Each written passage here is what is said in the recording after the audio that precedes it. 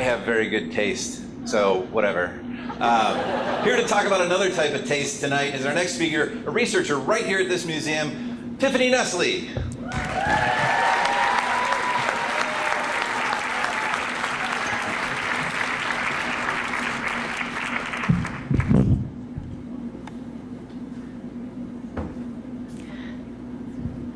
Don't you love it when somebody's name perfectly describes what they do for a living?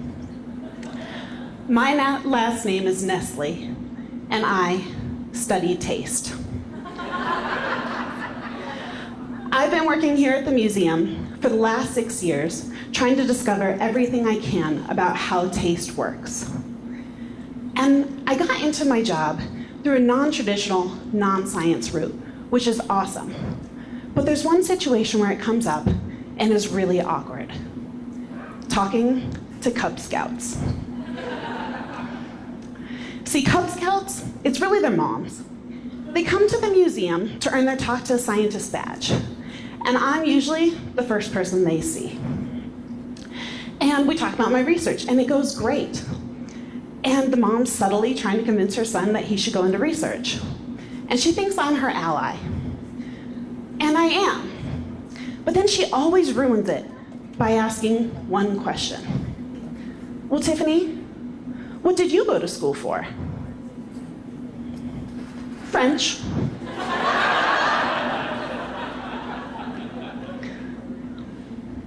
No, okay, I mean, we all slack off in college, but like, what'd you go to grad school for? Counseling. And as the mom's getting flustered and the silence is growing really awkward, you guys know what I have to do. I smile, I lean in, and I ask, how does that make you feel? I love talking to people about taste because it turns out everything we have been taught is a lie. Why do we believe these lies? Because we believe everything we were told as children. We believe in the tooth fairy, the Easter bunny, the tongue map. Do you guys remember the tongue map? It's the idea that we can only taste sweet in the front of our mouth and bitter in the back and salty and sour on the sides. Yeah, it's total crap. We can detect taste all over our mouth. There's a couple of issues with the tongue map.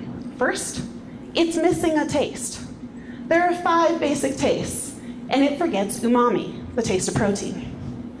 Second, we disprove the tongue map at almost every meal. Lick a pretzel with the tip of your tongue. Can you tell it's salty? Let a sweet piece of fudge dissolve in your mouth. Take a shot of gin and see if it's bitter the whole way down. And then learn to cook, because that is a terrible meal.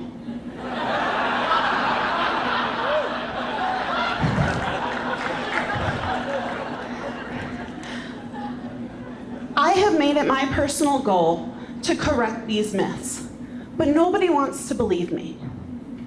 Maybe it's because the truth isn't as glamorous.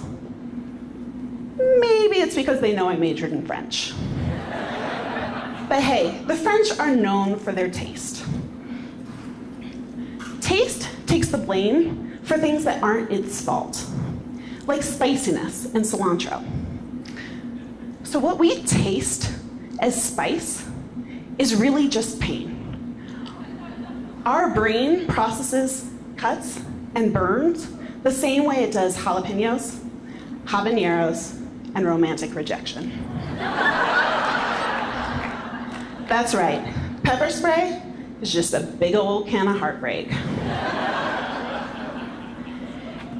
And cilantro? Who hates cilantro? Oh yeah, you guys are all opinionated. And it's not taste, it's smell that's your issue. Some of you just got crappy genetics. And when you chew on cilantro, it binds to odor receptors in your nose that makes everything taste like soap. So it makes for awkward dinners when your host serves you salsa, but all you can taste is palm olive. Speaking of awkward dinners, I went out with a colleague the other night, and I learned that taste researchers are terrible at conversation. Partway through the meal, he complimented me on my tongue anatomy. It's as sexy as it sounds. And I tried to brush it off, tried to ignore him, but all night long, I caught him ogling my papillae. So papillae are the bumps on your tongue that house the taste buds. And their role in bitter taste has been viciously debated. And it's gotten really heated. I tried to stay out of this, but in the end I couldn't. Because the studies making this claim were based on like 40 participants. We get 1,500. So we decided, hey, we can solve this problem. We can bring peace and harmony to our entire field. What can I say? It's the counselor in me. So we photographed 1,500 tongues from an inch away. We counted every papillae in a 1 centimeter circle, twice. And you know what I learned? Many of you are not cut out to be tongue models.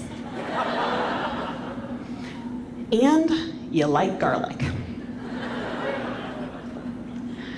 So the average person had 42 papillae, which means when we do the math, our team counted 126,000 papillae. And you know what we found? Nothing. Papillae do not play a role in bitter taste. That was 4 years of my life. Not that I'm bitter.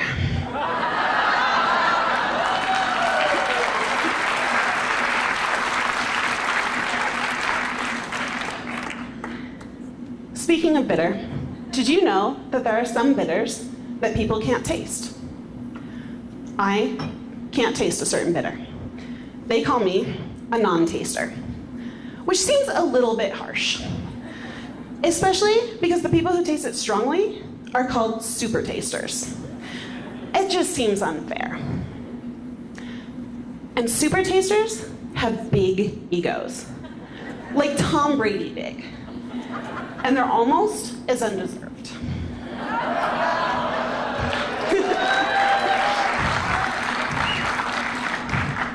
They love to complain about how terrible it is to be them, how hard it is that they can taste this bitter, and how lucky I am that I have no taste. Just because they can taste all these fancy little bitters, I can detect bitter too, I just can't detect that one bitter. And I can also deck them. But I get where they're coming from. They misunderstand. They think they're super at tasting everything, but it's really just one chemical. So when you hear them start bragging, please correct them. But I get it. We all want to be super at something. But tasting terrible things, that's like the worst superpower ever. You're basically Aquaman. And the taste researchers, they don't help. Everybody wants to be in on the super taster research. At first, it made sense. They tied bitter taste to papillae, to if you ate your vegetables. Sure, those make sense. But recently, I've been reading some papers that took it a little too far. I just read a paper, no joke, where they asked if super tasters could decipher embossed letters of the alphabet better using only their tongue. Scientific relevance, not quite so sure. But you heard me. They asked people to French a piece of paper and see if they could decode the secret message. It seems like the lamest frat party game ever. Another paper I read said that moms who can't taste bitter when their kids can don't bond as well with their child. So it turns out your issues with your mom are because she's jealous that you can taste bitter. And you guys were wondering how a counselor got into taste research. My skills are needed. Thank you.